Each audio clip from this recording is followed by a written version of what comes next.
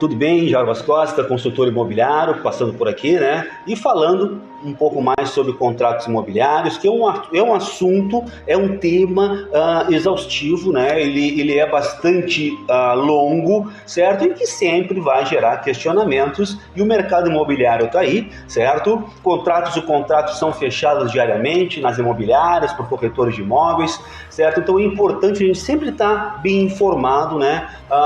Sobre contratos imobiliários, suas particularidades. O tema que eu trago hoje aqui, dentro dessa relação contratual de compra e venda, é a questão do regime de casamento, certo, do comprador e do vendedor.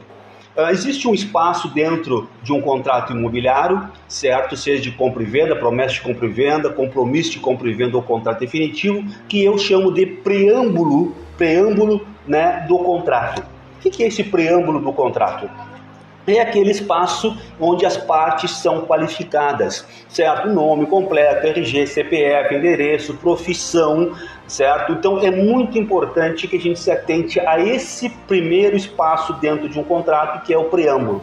Mas existe um item muito importante que a gente tem que se dar de conta e nós não podemos cometer falhas, que é o quê? Que é o regime de casamento do comprador e do vendedor. O regime de bens escolhido pelo casal ao se casar tem um impacto significativo na compra e venda de imóveis. Cada regime possui suas próprias regras e particularidades que afetam a forma como os bens, incluindo imóveis, são adquiridos, administrados e vendidos. Entender essas diferenças, tá certo?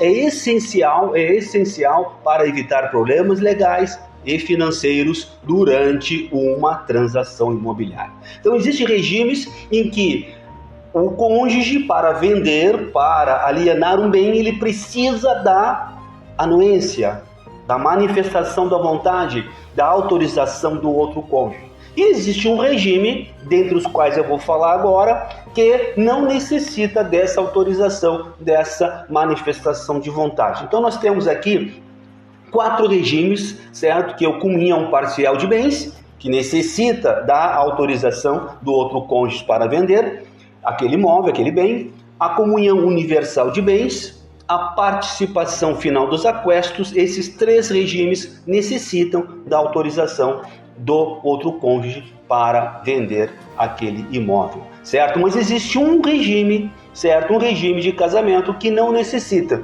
que é a separação total de bens. Então é muito importante, quando você for qualificar as partes, certo?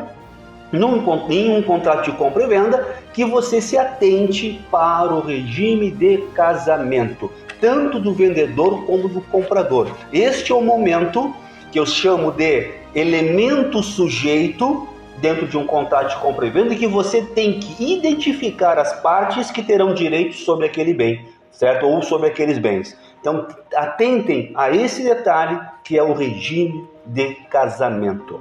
Um forte abraço, até o próximo encontro com o Papo Imobiliário. Tudo bem, Jarbas Costa?